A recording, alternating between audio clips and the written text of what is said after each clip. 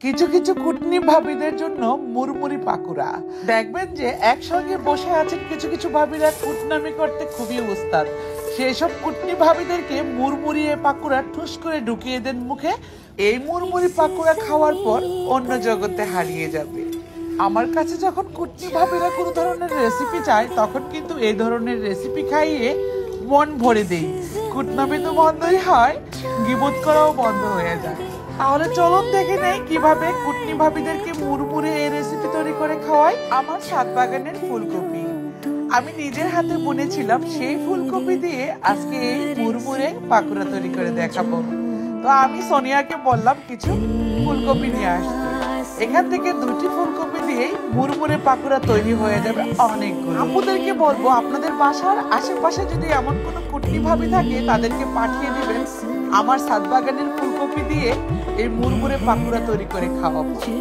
এর জন্য কিন্তু ফুলকপিগুলোকে আমি একটু সাইজ করে নিচ্ছি। ফুলকপির অভাব হবে না, অনেক ফুলকপি হয়েছে আলহামদুলিল্লাহ আমার ছাদ বাগানে। এই ফুলকপি দিয়েই আজকে আমি তৈরি করব এই মুড়মুড়ে পাকুড়া। এখন ফুলকপিগুলোকে এভাবে করে ছাড়িয়ে নেব। একটু লম্বা লম্বা হয়েছে ফুলগুলো, আর নিজের হাতে বোনা বলে কিন্তু এত সুন্দর আর কচকচে একদম কচি। তো এই ফুলকপি থেকে এভাবে করে শ্বাসগুলোকে ছাড়িয়ে নিয়ে খুব ভালোভাবে ধুয়ে নিতে হবে। আপনার পছন্দ মতো করে ফুলগুলো নিয়ে নেবেন, যেমনটা আপনার ভালো লাগে। তো 2-3 বার ধুয়ে আনার পর এর মধ্যে কিছুটা পরিমাণ লবণ দিয়ে দিব আমি। এতে করে কি হবে, ফুলগুলোর মধ্যে লবণটা একটু ঢুকবে।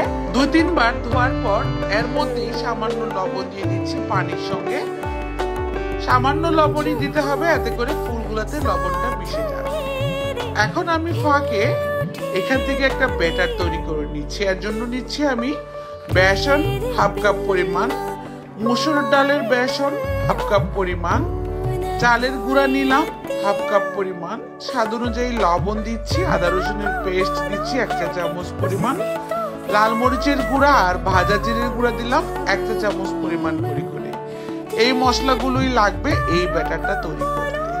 এখানে আমি মসুর ডালের বেসন আর বুটের ডালের বেসন দিয়েছি, আর সাথে আতপ চালের গুঁড়া দিয়েছি। এতে করে অনেক বেশি ক্রিস্পি হবে। নরমাল ঠান্ডা পানি অল্প অল্প করে দিয়ে হ্যান্ড উইক্সের মাধ্যমে খুব ভালোভাবে নেড়েচেড়ে কিন্তু এই ব্যাটারটা তৈরি করতে হবে।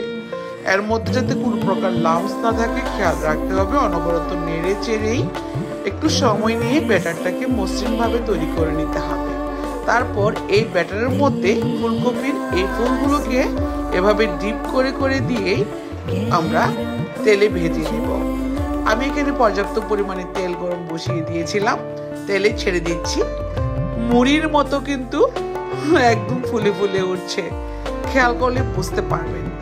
এত সুন্দর হয় এই পাকোড়াগুলো ভাজার পর, আর এত বেশি মুচমুচে হয় সেটা আর বলার ভাষা রাখে না।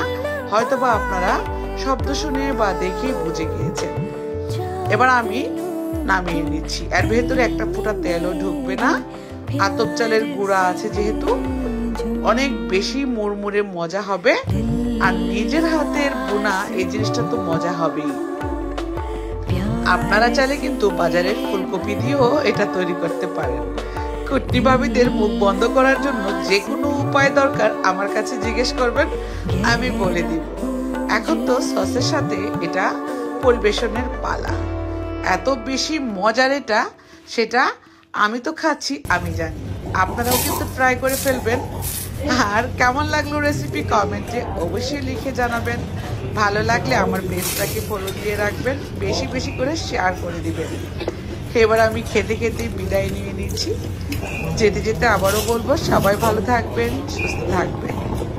আজকের মতো বিদায়।